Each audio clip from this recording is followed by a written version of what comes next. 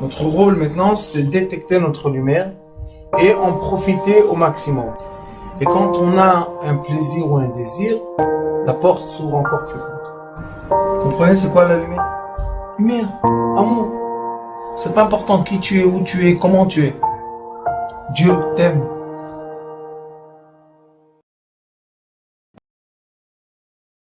Et la conclusion de tout ce qu'on a étudié jusqu'à maintenant, dans le deuxième paragraphe, est Inyan Amidot Araot, les mauvais traits de caractère qu'on n'a pas travaillé, Kashim Mina Averot, c'est beaucoup plus dur que transgresser les mitzvot.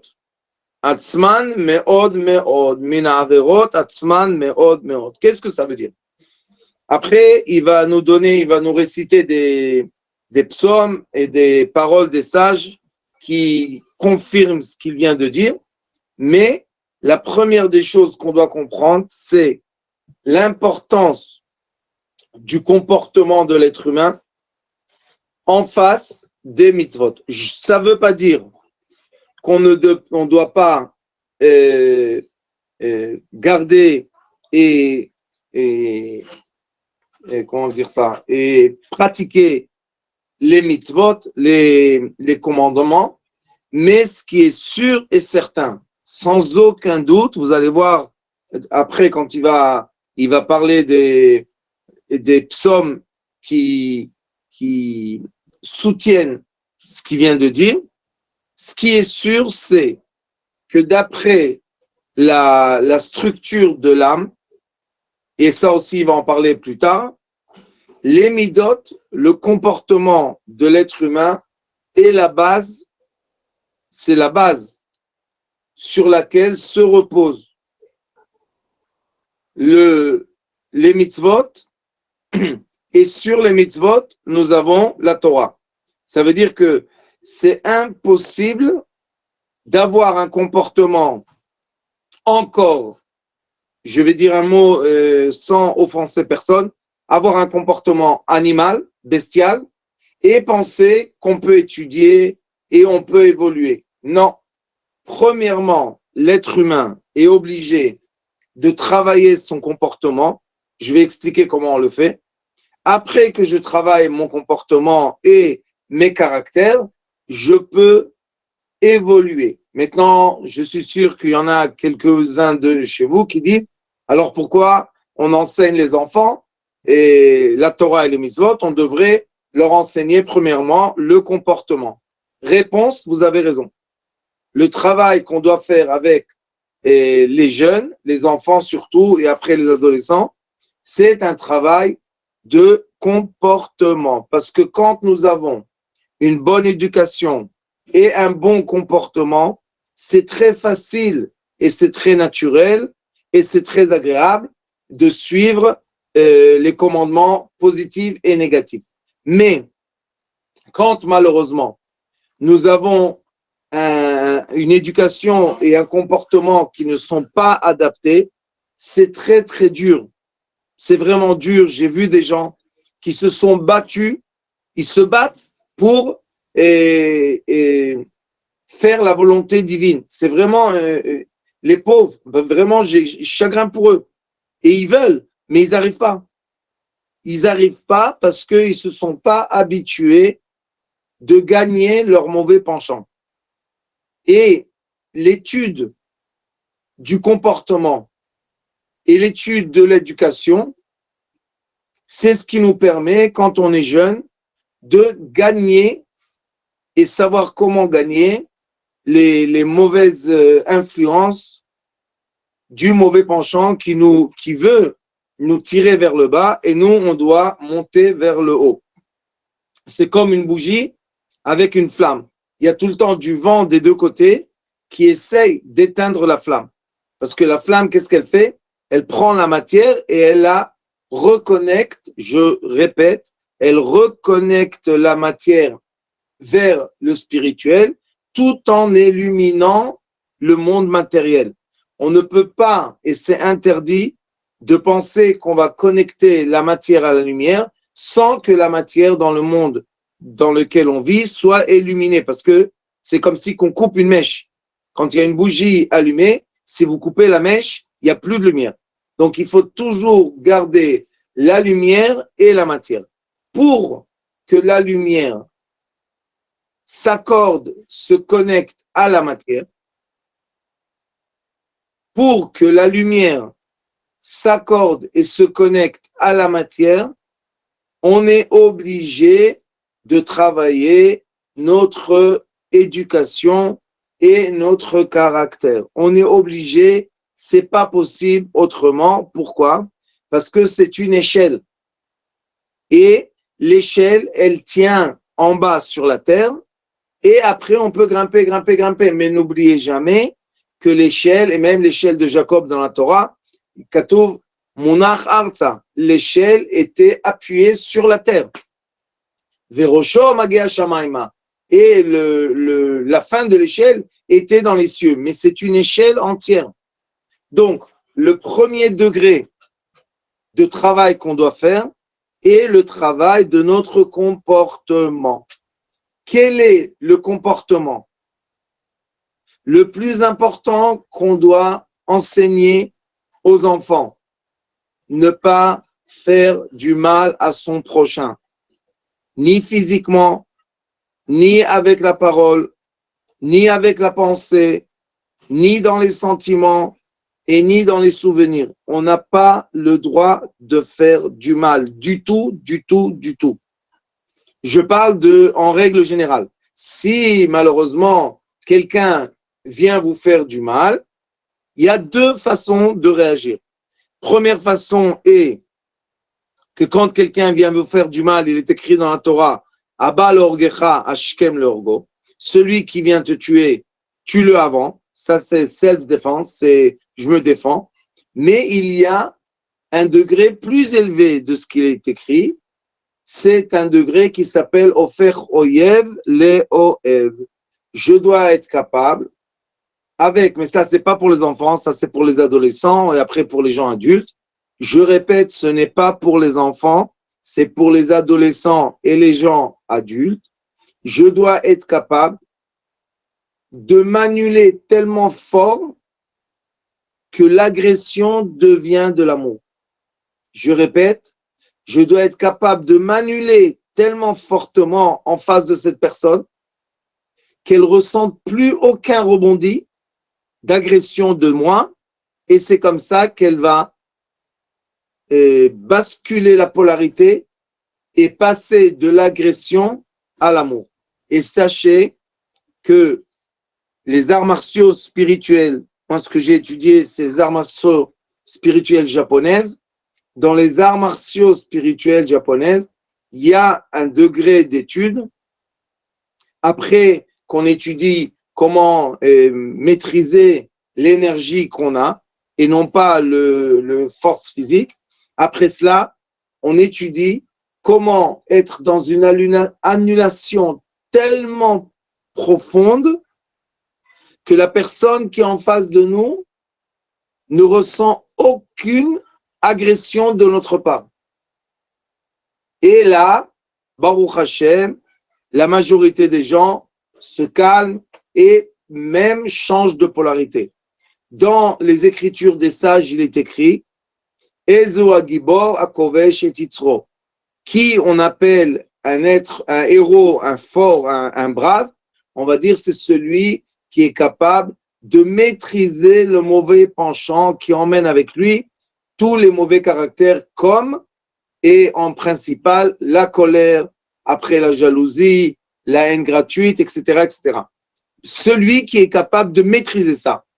Et après, les sages ont rajouté, on dit, Ezo Agibor Mimeno, celui qui est plus fort que lui, a offert Oyev le Oev. C'est celui qui va transformer l'ennemi en ami. Et si on s'habitue de faire ce travail-là avec nos proches, avec les gens qu'on rencontre dans la vie, dans beaucoup d'épreuves dans la vie, si on arrive à faire ça, sachez que facilement, très très facilement, la lumière qui n'arrête pas d'être projetée vers nous, on arrive à la capter, la lumière divine, on arrive à la capter, on arrive à profiter de cette lumière, de se remplir de plein d'amour et de joie et d'être très content de cette lumière. Et après, on arrive à la reprojeter, ça s'appelle la lumière du retour, et on la projette de façon qui est presque proche du parfait, sauf qu'il reste une petite épaisseur de matière, que cette épaisseur-là, c'est pour la vie. Donc, la lumière directe qui descend des cieux, elle atteint le Kéli, c'est notre corps qui est le Kéli. Dans ce Kéli, dans ce récipient, nous avons en essentiel un problème de déformation qui se fait à travers les mauvaises midotes, les mauvais caractères éducation. Et quand malheureusement le Kéli, le récipient est épais et déformé, la lumière du retour est très faible et déformée. Mais ce que les gens ne comprennent pas, et c'est très important de comprendre ça, c'est que quand ma lumière de retour est faible, la prochaine lumière directe est aussi faible. Il faut comprendre le phénomène. Quand la lumière du retour est faible, la lumière qui va rebondir sur moi est faible et déformée, malheureusement. Et ça s'appelle la lumière du Acher, la lumière de l'autre. C'est pas la lumière unie qui est droite et équilibrée, mais c'est une lumière qui vient vers nous, qui est déformée. Et cette lumière déformée nous déforme encore plus, et ça devient des cycles vicieux, malheureusement, de mauvaise énergie et mauvaise influence. Et c'est pour ça qu'on est attiré par, malheureusement, des mauvaises choses. Mais si, avec la grâce de Dieu, on travaille comme il faut nos midot, on travaille comme il faut notre maîtrise de l'être humain sur le corps humain, sur les caractères, sur les comportements, la maîtrise, si on se maîtrise comme il faut, ça devient une deuxième nature et on arrive vraiment de rentrer dans un calme magnifique et dans une harmonie magnifique avec la lumière de notre âme, la lumière de notre esprit et la lumière de notre vitalité. Donc, sachez, et j'espère que vous pouvez appliquer sur vous-même et aussi sur l'éducation des enfants, toujours le comportement avec son prochain. Ne pas agresser, ne pas faire du mal, ne pas parler des mauvaises choses, ne pas blesser.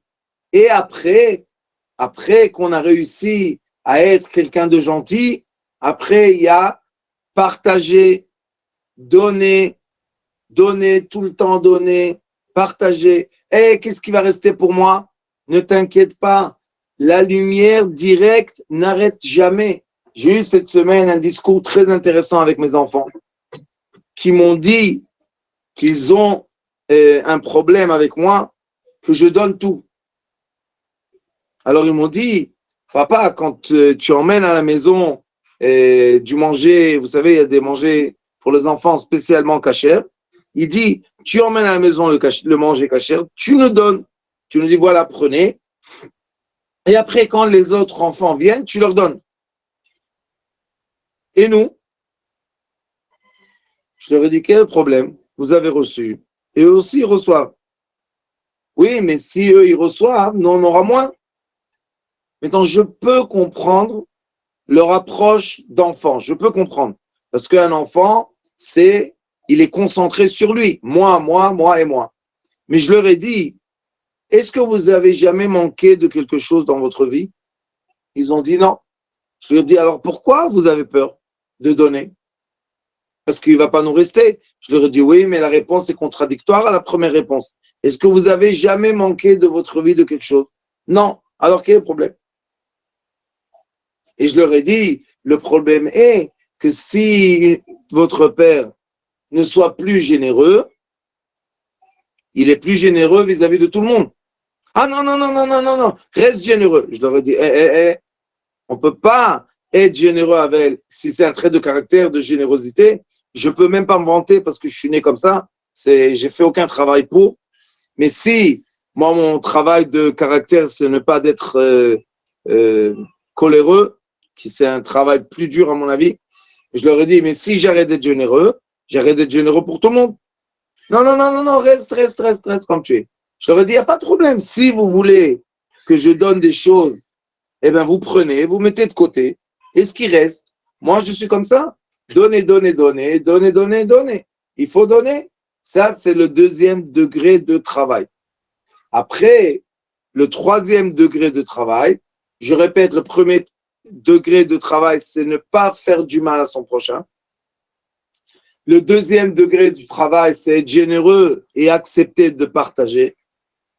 Et le troisième degré du travail, qui est le degré le plus difficile, c'est ne pas être en colère, ne pas s'énerver, ne pas permettre au feu de la colère de brûler les ponts et de nous séparer et du divin et du matériel. Parce qu'avec la colère, malheureusement, on se sépare des gens qui sont autour de nous, on se sépare de la matière parce que pendant qu'on est en colère, on peut casser les choses, brûler les choses, dépenser, faire plein de bêtises. Et aussi, malheureusement, ou bien c'est comme ça la vie, la colère appartient à l'autre côté, ça s'appelle Acher, et c'est pour ça que quand on est en colère, on se détache d'Akadosh Baruch Hu. Je continue, j'espère que j'ai bien expliqué jusqu'à maintenant, et il dit, Uvazet Tavin, et après que je t'ai expliqué tout ça, comprends. Inyan ma shamru rabotenu zichronah levracha. Ce qu'on dit, nos sages, zichronah levracha. Kol hakoes, tous ceux qui s'énervent, ki ilu oved avoda zara mamash, shi yoter shkula kechol taryag mitzvot. Celui qui a de la colère, c'est comme si qu'il est idolâtre, et l'idolâtrie est une interdiction qui est elle pèse, si on peut dire ça, elle pèse comme tous les commandements positifs et négatifs. Ça veut dire qu'un moment de colère efface toute la Torah. Et pourquoi la colère efface la Torah? Parce que la colère, elle sépare l'être humain de quoi?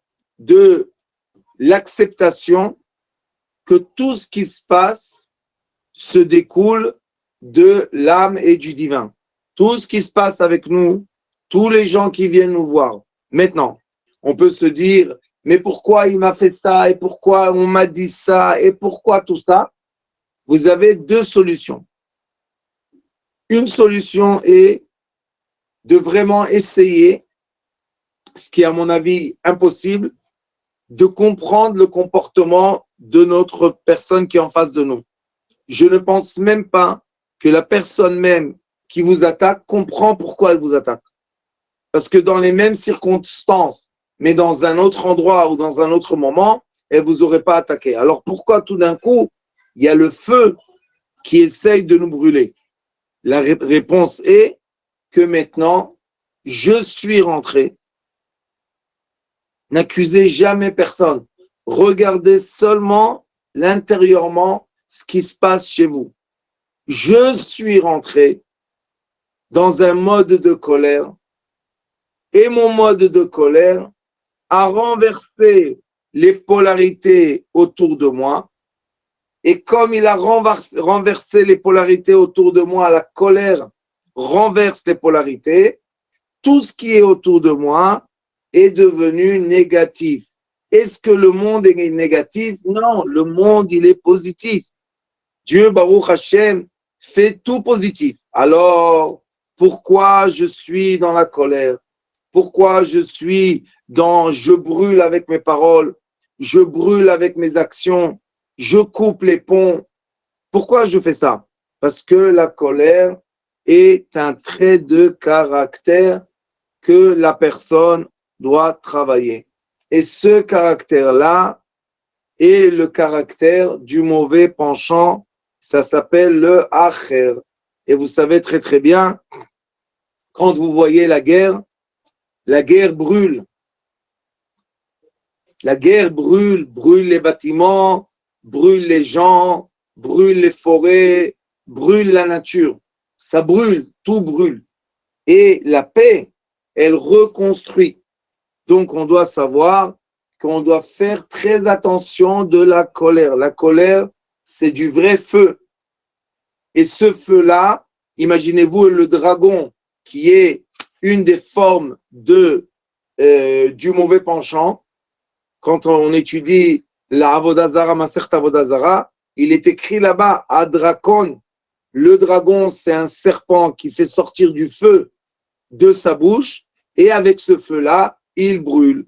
Donc, il faut faire très attention, ne pas faire sortir du feu. Comment je peux arrêter la colère? Il y a une seule façon réelle. Ça s'appelle l'annulation.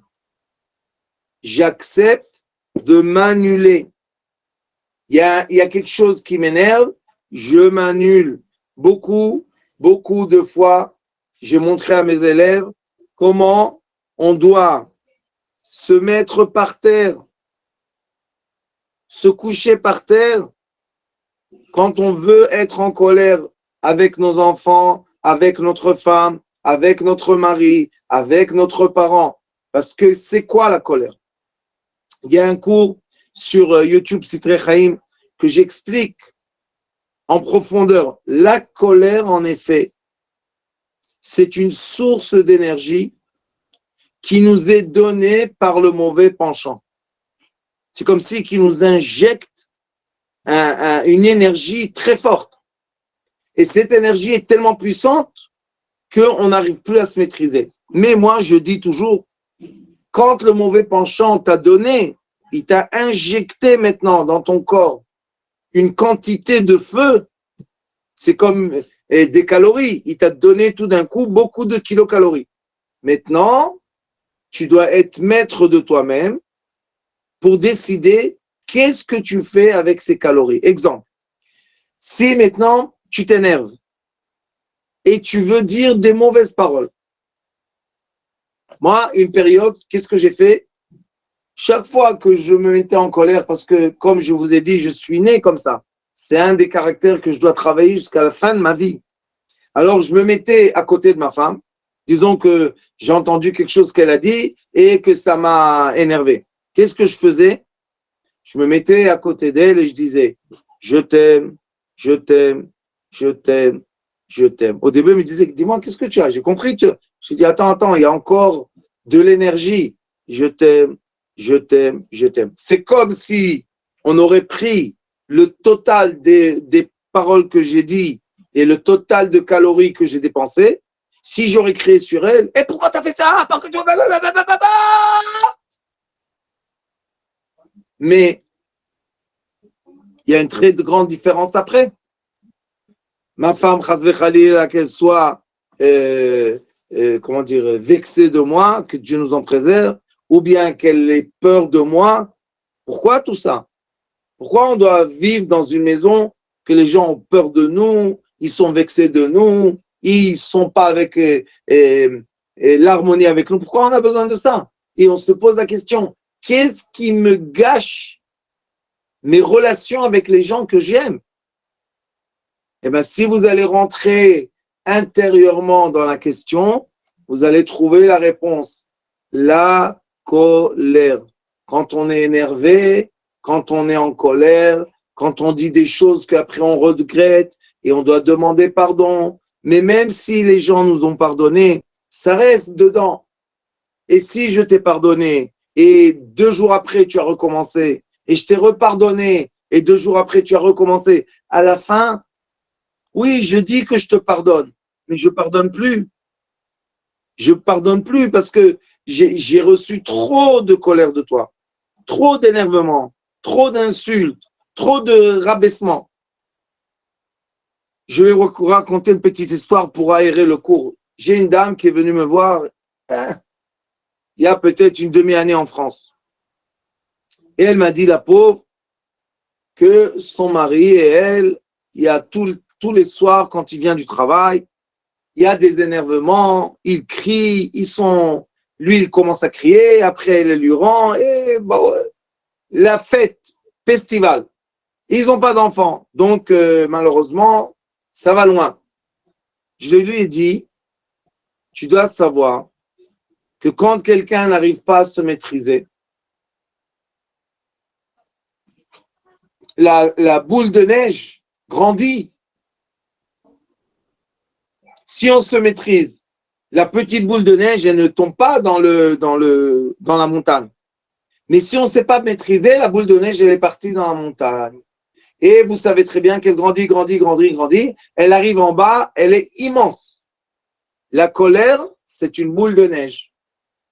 Si on la maîtrise et on va faire fondre la boule de neige en haut dans la montagne, en bas, il n'y aura pas des immenses boules de neige qui peuvent vraiment tuer. Mais si on lâche prise et la boule de neige tombe, commence à tomber dans la montagne, en bas, elle arrive immense et elle peut vraiment écraser quelqu'un, le tuer, que Dieu nous en préserve. Donc, je lui ai dit, tu es obligé de travailler la maîtrise. Même s'il est rentré à la maison, je ne sais pas pourquoi il a crié, ne lui rends pas. Reste calme, reste sereine, reste silencieuse. Et lui, il va se calmer. Et toi, tu vas te calmer. Et à la fin, il y aura bien. Bon, après une demi-année, ou je ne me rappelle plus combien, quelques mois, elle m'appelle en pleurant, vraiment des pleurs. Qu'est-ce qu'il y a? Qu'est-ce qu'il y a? Hier soir, c'est venu au cou. Il m'a frappé. J'ai dit, qu'est-ce que tu as fait? Elle m'a dit, je lui ai rendu. Et il m'a frappé plus fort. Je me suis sauvé de la maison. Le voisin, il a appelé la police. Et on est dans un problème très grand. Vous savez qu'est-ce que je lui ai dit? Moi, c'est moi personnellement, je ne vous dis pas que tout le monde va vous dire ça, mais moi personnellement, je ne tolère pas la violence. Je ne tolère pas la violence. Surtout la violence vis-à-vis des femmes. C'est interdit de frapper une femme. Pourquoi? Parce que la femme représente la shrina. La femme, c'est la présence divine à la maison. C'est pas le putschball qu'on doit faire du mal à la femme. Jamais de la vie.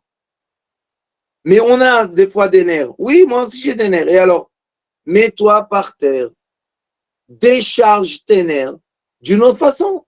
Pourquoi la Shrina Gdosha, malheureusement, tu la rends comme une esclave, que Dieu nous en préserve. Alors, elle est partie de la maison. Après qu'elle est partie, il est revenu, je m'excuse, je t'aime, j'ai pas de vie sans toi, Très bien. Elle m'a dit, je peux le revoir? Je lui ai dit, fais ce que tu veux. Mais si quelqu'un ne sait pas travailler son caractère, ça va revenir. Et bon, ils étaient à l'hôtel, après ils étaient ensemble, après ils étaient comme ça. Et elle m'a dit, oui, il s'est calmé, il est gentil. Je lui ai dit, ma fille, moi je suis pour le shlombay, je suis pour la... Mais fais attention, fais attention. Elle ne m'a pas écouté, ils sont revenus ensemble. 2 semaines après, rebolote, les cris, les coups, les problèmes. J'ai dit, si après qu'il est revenu, il n'est pas parti travailler son caractère, et toi, tu ne travailles pas ton caractère, c'est sûr que ça va exploser encore une fois. Qu'est-ce que tu veux faire? C'est normal, c'est naturel. C'est ça que les gens ne comprennent pas. La nature de l'être humain bestial, qui est la base de la nature de l'être humain esprit, réfléchi, c'est une nature bestiale que les gens ont des instincts.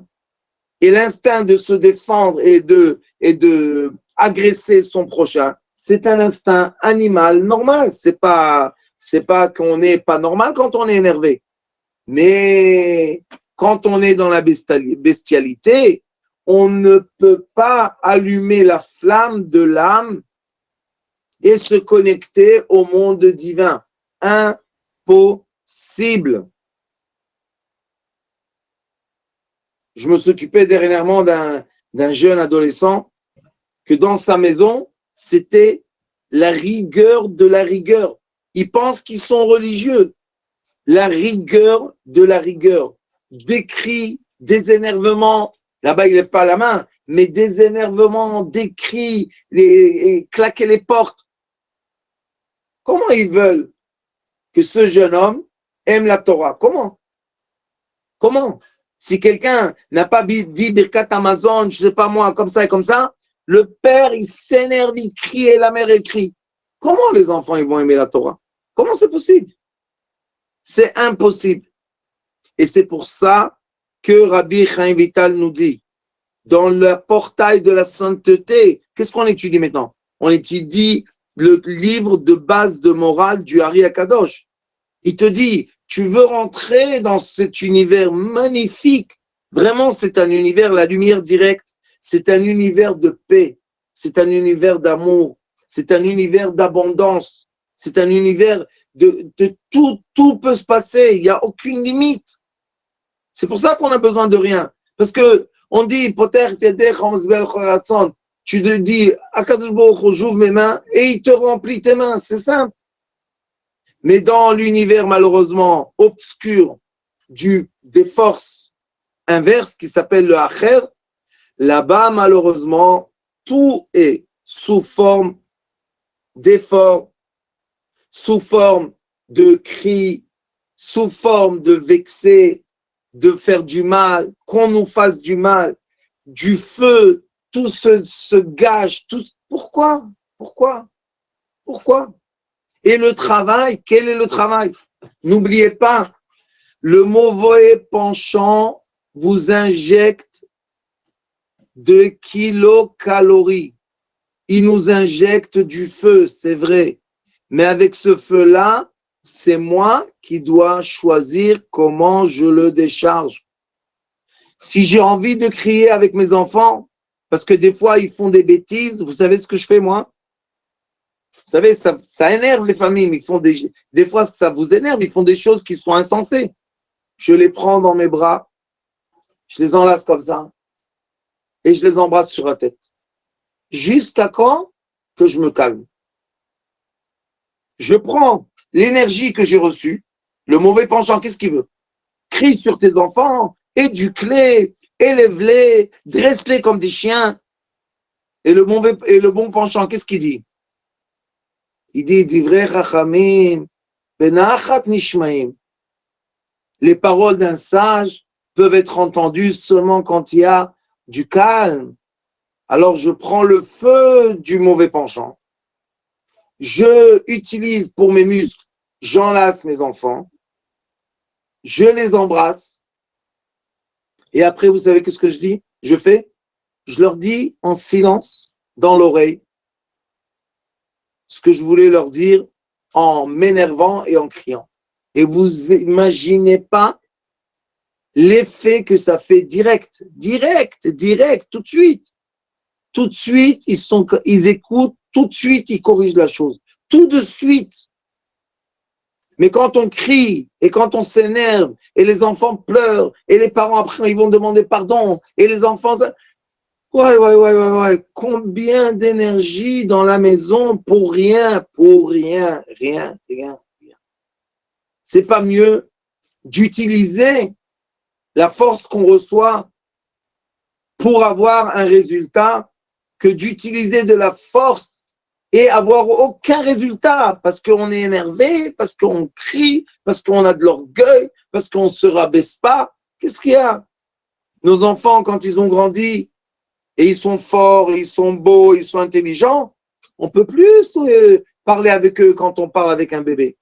Et moi, je dis des fois à mes gens, je leur dis, faites attention, la façon que tu vas parler avec tes enfants, après, ils vont avoir l'habitude qu'on parle avec eux comme ça.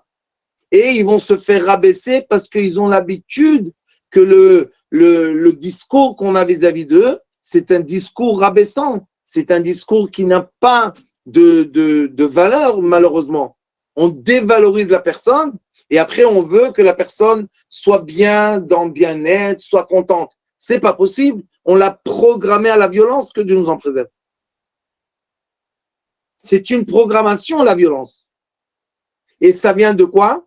Qu'on a utilisé le feu du mauvais penchant de façon négative.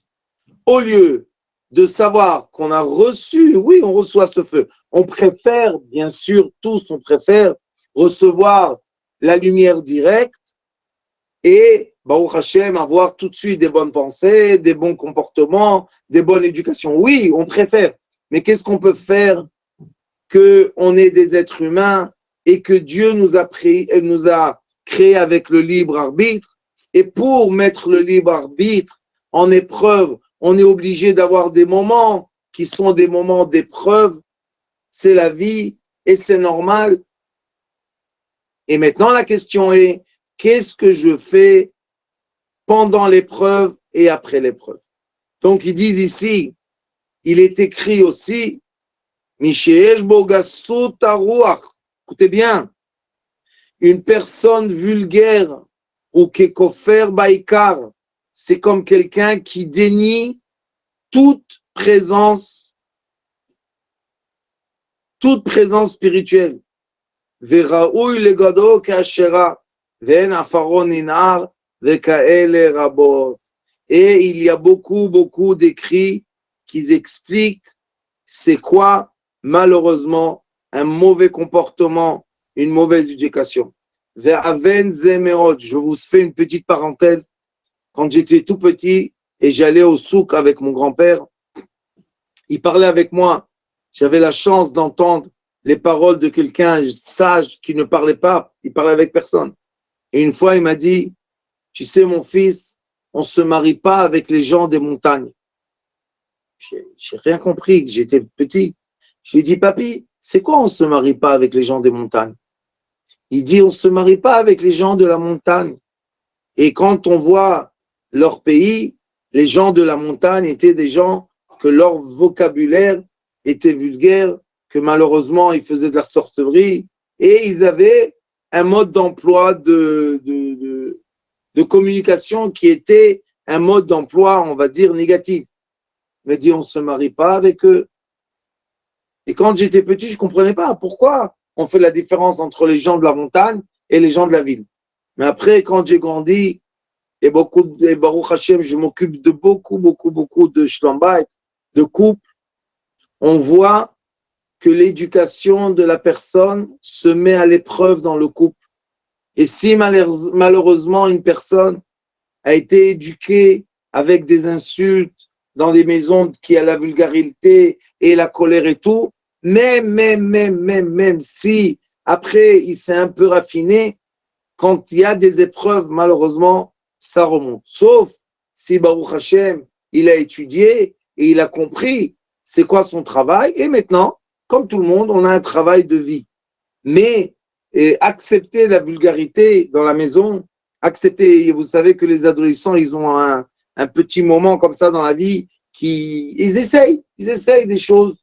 Et malheureusement, la télécommunication aujourd'hui, au lieu de parler des choses utiles, c'est sans fin de paroles inutiles, de vulgarité, prostitution, et etc. Donc les enfants qui sont devant les écrans des heures par jour essayent, vous savez, ils essayent. Et malheureusement, si on n'arrête pas ça à temps, eh ben c'est encore une boule de neige qui grandit. Et il dit, comprends ça, Aven Zemeod, comprends ça beaucoup. Qu'il est Yotam, Ikarim, Vesodot, et comme ce sont des choses essentielles et les piliers, l'onimnu klal, bechlal tariag mitzvot, atluyot benefesh asichlit. Et c'est pour cela que comme ils sont les piliers de l'immeuble, ils sont les informations essentielles de l'être, c'est pour ça que la Torah ne les a pas rentrés en commandement. Le bon comportement d'une personne n'est pas dans les 613 commandements. Il est quoi? Il est bien avant. C'est la base de l'immeuble. c'est les piliers. Quand vous rentrez dans un immeuble, vous ne voyez pas les piliers qui sont dans la terre. Mais s'il n'y a pas des piliers dans la terre, l'immeuble, il tient pas, impossible de monter les étages. Donc, les piliers de l'immeuble, et l'être humain s'appelle Binyan, Binyan à Adam, les piliers de l'immeuble, ce sont les bases sur lesquelles on peut construire les commandements et la Torah, et c'est pour ça qu'on doit les travailler dès qu'on est jeune, ou bien du premier moment qu'on a étudié et on a la réflexion, et on comprend que c'est très très mauvais. Et il dit qu'on doit faire plus attention à un comportement méchant et la vulgarité, etc. Maintenant, il dit une chose qui révolte beaucoup de gens quand ils l'écoutent, mais c'est parce qu'ils n'ont pas, malheureusement, l'intelligence de comprendre la structure de l'âme. Mais il dit, sache que c'est beaucoup plus important l'éducation du comportement que pratiquer les midot, pratiquer les mitzvot. Il dit ici, j'explique encore une fois, il faut plus faire attention au mauvais comportement, plus qu'on doit faire attention à appliquer les mitzvot positives et négatives. Écoutez bien ce qu'il dit. Parce que quand la personne, Baruch Hashem, a une bonne éducation et de bons comportements, Benekal Yekayem Kol HaMitzvot.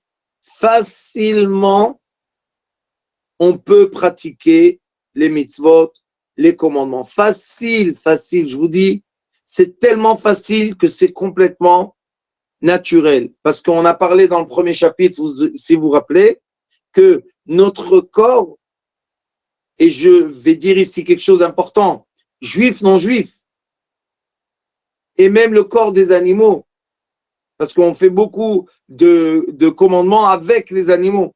Beaucoup de commandements dépendent des animaux, des êtres humains, du juif. Quand on est dans les bonnes midot, c'est très facile, c'est très naturel. On ne doit faire aucun effort parce que c'est naturel. Où est l'effort? Où la personne doit faire des efforts? Dans son comportement, dans la vulgarité, se retenir. Oui, on a tous dans la mémoire des paroles qui ne sont pas propres. Mais la différence entre les gens, c'est quoi? Celui qui lâche la boule de neige et celui qui la retient et qui la fond en lui.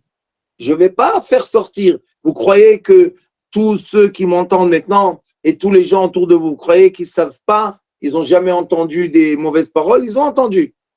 Alors pourquoi on fait très attention à ce qu'on dit? Avec tout le monde, des bébés jusqu'aux grands. Dans notre famille ou tous les gens qui vont nous entourer, on parle de façon propre, ça s'appelle Safa Nekia. On va parler proprement.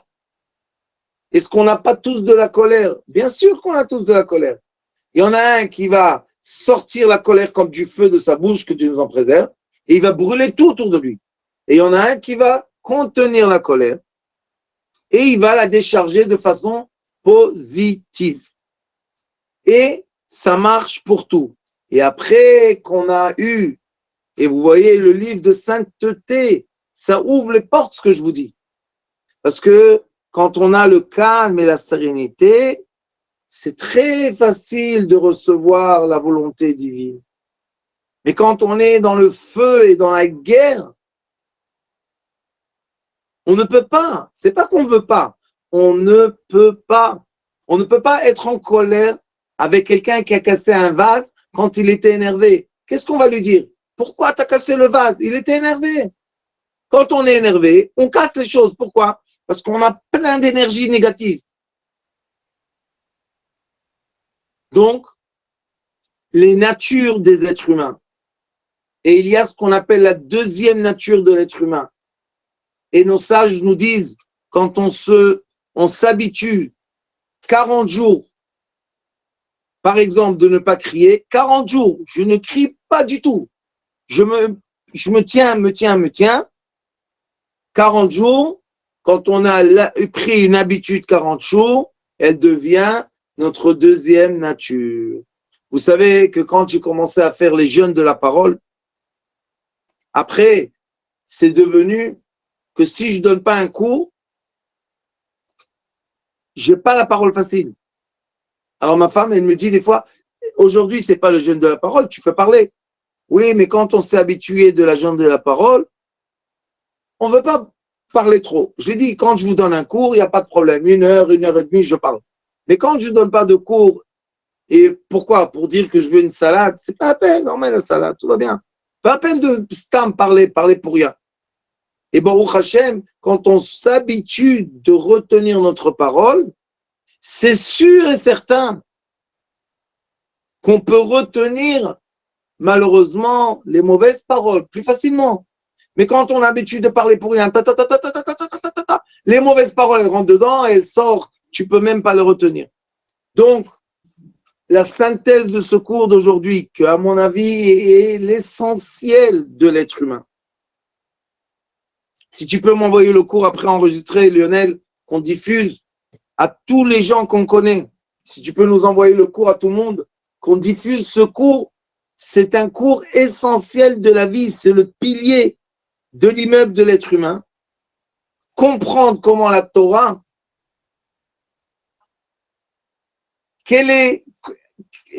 comment elle donne l'importance, à quoi la Torah donne de l'importance. S'il vous plaît, un être qui est inférieur à la Torah, c'est un être avec un comportement et une éducation et de la parole propre. Mais des fois, on voit, malheureusement, je vous dis, hein, c'est choquant, mais on voit ça. Dernièrement, j'ai vu une émission, il y avait, malheureusement, en Israël, il y a la droite et la gauche. La gauche, c'est on dit anti-juif, anti-truc, et la droite, c'est pour la nationalité juive. Bon, et ils ont fait une manifestation un contre l'autre. Malheureusement, je vous dis malheureusement, des gens avec une kippa sur la tête, barbe, malheureusement, comment ils parlent? Quelle honte qu'une personne avec la kippa sur la tête et une barbe parle de cette façon. Quelle honte! Je vous dis, j'avais les larmes aux yeux.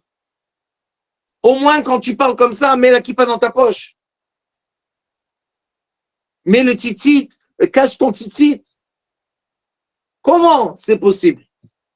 La réponse est que malheureusement, le nouveau judaïsme a oublié les bases. Vous savez pourquoi?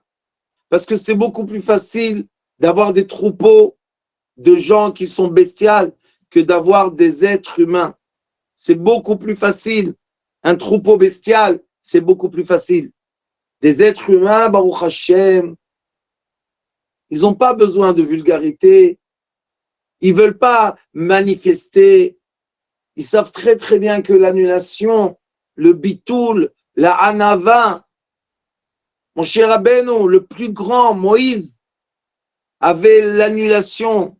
Abraham, il a dit Anochi afar va'efer, je suis de la cendre. David Amelech, il a dit Ani tolad velo ish, je suis un ver et je ne suis pas un être, je suis tellement. Mon cher Rabbeinu et Aaron, son frère, qu'est-ce qu'ils ont dit? Vanachnouma, qu'est-ce qu'on est? Rien. Et c'était qui? C'était les grands guerriers, les grands dirigeants, les grands gens qui ont emmené la Torah dans le monde, Baruch Hashem. Comment? Avec du calme, de la sérénité et du silence et de l'amour et de la connexion à la lumière directe.